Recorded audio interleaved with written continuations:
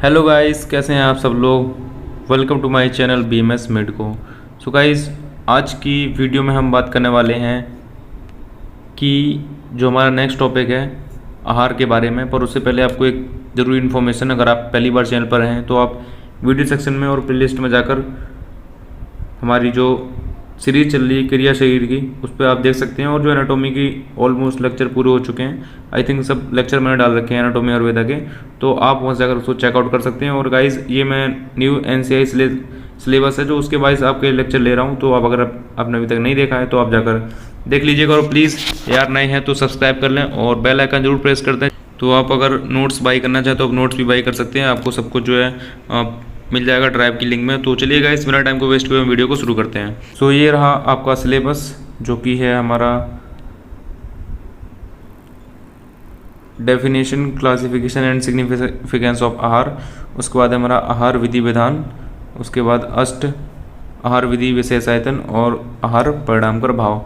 तो ये आपके टॉपिक है आपके सिलेबस में, फटाफट से इनको कंप्लीट करेंगे। और यार, ये मैं प्रकृति वाला जो चैप्टर है इसको मैं करा दूंगा अभी थोड़ा, ठीक है। नोट्स वगैरह देखने पड़ेंगे मेरे को, और क्या क्या इसमें पूछा गया वो देखने पड़ेंगे टॉपिक, तो इसलिए मैं उसको बाद में करा दूंगा। तो आप इसको भी कर लीजिएगा, और आपको नोट्स वगैरह चाहिए तो आप मेरे से व्हाट्सअप कॉन्टैक्ट कर सकते हैं। सभी की लिंक आपको नीचे डिस्क्रिप्शन में मिल जाएंगी।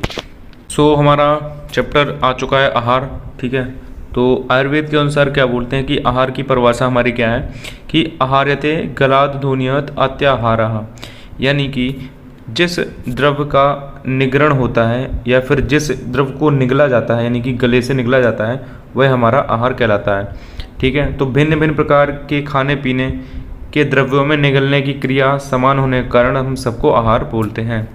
सो गाइज, ये हमारी आहार की परिभाषा थी, और इसमें आपको कोई दिक्कत नहीं होगी। थोड़ा सा रटने वाला ये जो टर्म है, ठीक है, निग्रण या फिर निगला जाना, ठीक है, तो आप इसको रट लीजिएगा, क्योंकि कुछ टर्म होते हैं हमारे आयुर्वेदा में, आप उसको रटने ही पड़ते हैं, ठीक है। सो आपको पता ही है फूड हमारा क्या होता है, जो हमें हमारी बॉडी को एनर्जी देता है, ठीक है, जो हमारी बॉडी को चलाता है, ऊर्जा देता है हमारे बॉडी को, ठीक है, वो हमारा आहार कहलाता है, और यानी कि फूड कहलाता है। और ये हमारा बहुत सारे टाइप्स होते हैं फूड के, ठीक है। कौन कौन से होते हैं फूड? चबाकर खाने वाले और चाटने वाले फूड, और हम बोल सकते हैं पीने वाले जो फूड होते हैं, सभी फूड की कैटेगरी में आते हैं ये। तो इसके बाद हम नेक्स्ट टॉपिक पढ़ेंगे आहार का वर्गीकरण, यानी कि क्लासिफिकेशन ऑफ आहार। तो यहाँ पर बताया गया है कि प्राप्ति भेद से जो है 2 प्रकार के होते हैं। अब मतलब प्राप्ति का मतलब कि हमें कहाँ कहाँ से फूड मिलता है। तो सबसे फर्स्ट हमारा स्थावर, यानी कि वृक्ष आदि से जो हमें फल वगैरह मिलते हैं उनको हम बोलते हैं स्थावर, तो ये आप याद रख लीजिएगा। और जांगम, यानी कि जांगम मतलब कि पशु, यानी कि जैसे अपना चिकन वगैरह हो गया, मीट हो गया, तो हमारे पशु से जो मिलते हैं उसको हम जांगम बोलते हैं। इसके बाद हमारा प्रभाव भेद से हमारे जो आहार है वो 2 प्रकार के होते हैं। कौन कौन से? एक हमारा हितकर प्रभाव, यानी कि जो हमारे बॉडी को स्वस्थ रखते हैं, और एक हमारा अहितकर प्रभाव, यानी कि जो हमारे बॉडी में डिसीज़ उत्पन्न करते हैं, उनको हम अहितकर प्रभाव वाले द्रव्य बोलते हैं। इसके बाद हमारा है कि उपयोग भेद से आहार के द्रव्य होते हैं 4 प्रकार के। तो आपको सभी याद नहीं करना है, जितना आपको याद हो जाए आप उतना याद कर लीजिए। इसमें से 2-3 पॉइंट। उपभोग, यानी कि जैसा कि हम खाते हैं, ठीक है। सबसे पहला हमारा पान, यानी कि जो पीने वाले आहार होते हैं, ड्रिंक्स वगैरह, ठीक है, कोल्ड ड्रिंक्स की बात कर रहा हूँ मैं। इसके बाद हमारा असन, यानी कि कोमल परंतु चबाकर निगलने योग्य आहार। इसके बाद हमारा भक्ष, यानी कि कठोर और जो चबाकर खाने वाले जो भी द्रव्य है, या सॉरी जो भी आहार है, वो आएंगे हमारे भक्ष के अंदर।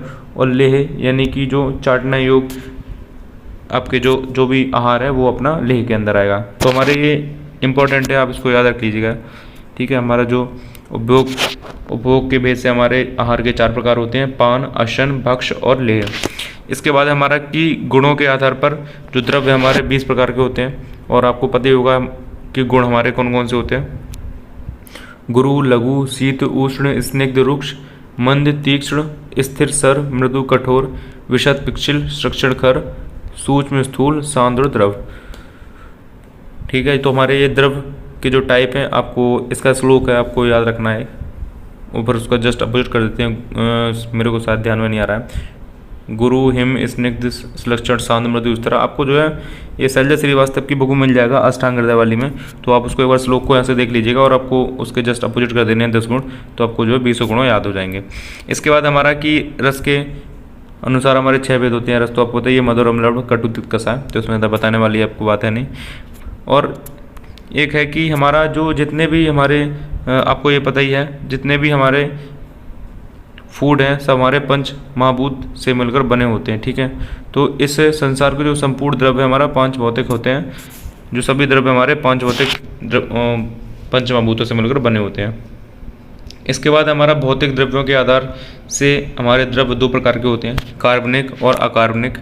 तो कार्बनिक हमारे सभी आ जाते हैं जिनकी उत्पत्ति किसी जीव अथवा फिर वनस्पति से होती है, जैसा कि हमने शुरू में पढ़ा था जांगम वाला, ठीक है। तो जैसे समस्त जांगम एवं औद्भिद द्रव इसी वर्ग के हैं, जैसे मधु यानी कि शहद, दूध, मीट, फल आदि जितने भी आते हैं वो अपने कार्बनिक या फिर जैव द्रव के अंतर्गत आते हैं।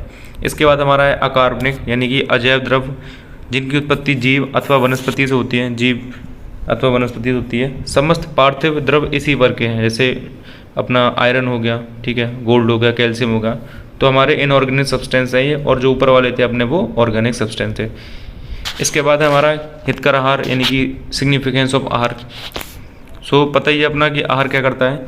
जिस आहार से शरीरगत धातुओं के अपने स्वाभाविक प्रमाण में वृद्धि होती है और उस आहार से स्वस्थ हित आहार अर्थात आरोग्य की वृद्धि करने वाला हितकर आहार कहते हैं, ठीक है। तो हमारे यहाँ पर आहार के गुण बताएंगे क्या होते हैं, जैसे तुम्हारा पता है शारीरिक वृद्धि करता है, और उसके आहार से हमारे शरीर की वृद्धि, बल, आरोग्य, वर्ण, कलर और इंद्रियों की प्रसन्नता होती है। और आहार से ही जो है सभी अंगों में सम प्रमाण वृद्धि होती है, यानी कि यहाँ पर सीधी सी बात बताई गई है कि आपकी ग्रोथ होगी बॉडी की, ठीक है, और अपने को स्ट्रेंथ मिलेगी और हम जो है डिसीज़ से मुक्त रहेंगे, यानी कि हमको बीमारियाँ नहीं होंगी अगर जो हितकर आहार खाएंगे, ठीक है। और जो हमारी इंद्रियां हैं वो भी अपने जो अर्थ हैं उनको सही से ग्रहण करेंगे, इंद्रियां स्वस्थ रहेंगी, ठीक है। तो हमारा ये हितकर आहार ये टॉपिक भी कंप्लीट हो चुका है। इसके बाद है हमारा टॉपिक अष्ट आहार विधि विशेषायतन, ठीक है। तो इसमें अष्ट मतलब कि 8 आहार विधि के जो फूड को मतलब कि फूड की क्या क्या मतलब कि विशेषताएं होती हैं, ठीक है, कैसे कैसे फूड होते हैं, मतलब क्या उसकी प्रकृति होती है और वो कौन से देश का है, कितनी मात्रा में लेना चाहिए हमको, ठीक है, और किस टाइम लेना चाहिए। तो ये सब चीज़ें हमारी इसके अंतर्गत आती हैं। तो ये हमें इस वजह से इसका नाम आहार विधि विशेषायतन रखा गया है। तो इसमें बोला गया है केवल उचित मात्रा में आहार का सेवन करने से ही हम उसका फल लाभ प्राप्त नहीं कर सकते हैं। पूर्ण फल प्राप्त करने के लिए हमें जो है 8 आहार विधि विशेषायतन करना जरूरी है। तो बताया गया है कि हम अगर केवल हम खाना ही खा रहे हैं, ठीक है, उचित मात्रा में, तो उससे हमारा जो है पूरी वृद्धि हमें उसका मतलब जो पूरा फल है, ठीक है, पूरा जो उसका निचोड़ है वो हमको नहीं मिल पाएगा। पर अगर हम इन 8 विधि से अगर भोजन करते हैं तो हमको जो बहुत अच्छा भोजन का रिजल्ट मिलेगा देखने को, हमारी बॉडी भी अच्छे से ग्रो करेगी।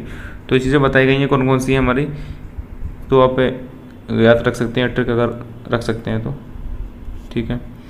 PKSR डाल अस, आई थिंक ये ऐसे नहीं याद होगा, मैंने तो बस ऐसे ही लिख लिया था।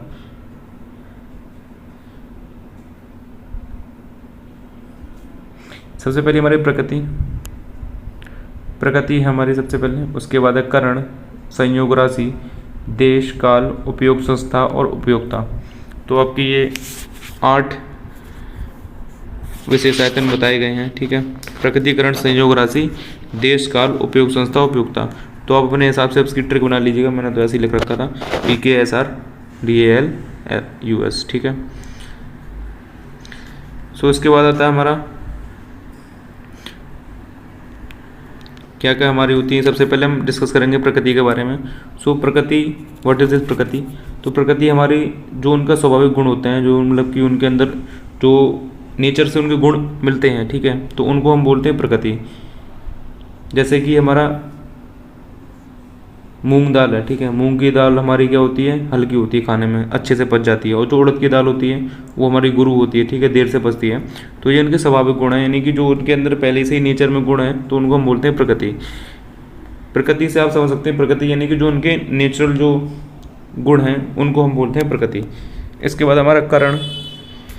करण मीन्स क्या होता है, करण मीन्स होता है हमारा जो भी हमारे जो नेचुरल क्वालिटीज़ हैं, ठीक है, अगर उनमें हम कोई भी परिवर्तन कर देते हैं, ठीक है, लाइट बढ़ा देता हूँ, तो जो हमारी किसी फूड की नेचुरल क्वालिटीज़ हैं, ठीक है, और उनमें हम अगर कोई भी 3-5 कर देते हैं, किसी कारण से, तो उसको हम बोलते हैं करण। अब जैसे उसमें हम क्या 3-5 कर सकते हैं। सबसे पहले हम उसको साफ़ कर सकते हैं, उनको छील सकते हैं, उसको धो सकते हैं, अग्नि पर हम उसको पका सकते हैं, ठीक है। और इसको ही हम कहते हैं संस्कार। तो करण का दूसरा नाम क्या है? संस्कार, ठीक है। अब जैसे इसका एग्जाम्पल यहाँ पर दिया गया है कि करण किसको बोलते हैं, तो हमें पता है कि हमारा जो कच्चा चावल होता है वो गुरु होता है, ठीक है। देर से पचता है। अगर हम कभी कभी चावल खा लेते हैं ऐसे ही कच्चे, तो हमारे पेट में दर्द होता है। परंतु क्या है कि उसे जल में डालकर अग्नि पर पकाने से वो चावल लघु हो जाता है। तो हमने उसको अग्नि में पकाया, ठीक है, उसको हमने धोया जल में डालकर, तो हमारा ये उसमें करण की कैटेगरी में आ गया। करण यानी कि संस्कार, जो हमारे द्रव के स्वाभाविक गुण हैं, ठीक है, उनकी नेचुरल क्वालिटीज़ हैं, तो उनमें हम थोड़ा सा उसके अदर जो अपनी तरफ से कुछ काम करके उसमें अगर उसको थोड़ा अग्नि पर पकाएं या फिर उसको साफ करें, छीलें, तो इनको हम बोलते हैं करण। सो होप आपको ये चीज़ क्लियर होगी। थर्ड अपना पॉइंट आता है संयोग। अब संयोग से आप जानते होंगे, संयोग यानी कि दो का मिलना, ठीक है, दो या दो से अधिक चीज़ों का या फिर पदार्थ का, कुछ भी कह सकते हैं हम, संयोग होता है मिलना। तो यहाँ पर दो या दो से अधिक द्रव्यों का एक साथ मिलने को हम संयोग कहते हैं, और ये संयोग से हमारे विशेष गुण उत्पन्न हो जाते हैं, और जो संयोग करने वाले पृथक पृथक द्रव्यों में नहीं थे। यानी कि जो हमारे अलग अलग द्रव्यों में गुण नहीं होते हैं, पर अगर हम एक साथ उनको दोनों को द्रव्यों को मिला देते हैं तो उनमें जो है नए गुण उत्पन्न हो जाते हैं। अब जैसे यहाँ पर घी और मधु का यहाँ पर दिया गया है एग्जाम्पल। हमें पता है कि जो हमारा घी है वो भी विष नहीं है और जो हमारा मधु है वो भी हमारा विष नहीं है, परंतु अगर हम दोनों को समान मात्रा में अगर हम मिला देते हैं तो हमारा विष के समान ही कार्य करता है, ठीक है। अगर हम मधु यानी कि शहद और अगर घी को समान मात्रा में मिलाएंगे तो वो विष बन जाता है, ठीक है। तो यहाँ पर संयोग अच्छा भी हो सकता है और बुरा भी संयोग हो सकता है, जो हमारी बॉडी को हानि पहुँचाए, ऐसा भी संयोग हो सकता है। यहाँ पर राशि मतलब होता है मात्रा से, ठीक है, जो हमारी मात्रा होती है उसको राशि कहते हैं, और ये हमारी दो तरीके की होती है। एक हमारी सर्वग्रह यानी कि सर्व यानी कि सभी पूरा, एक हमारी परिग्रह यानी कि कुछ।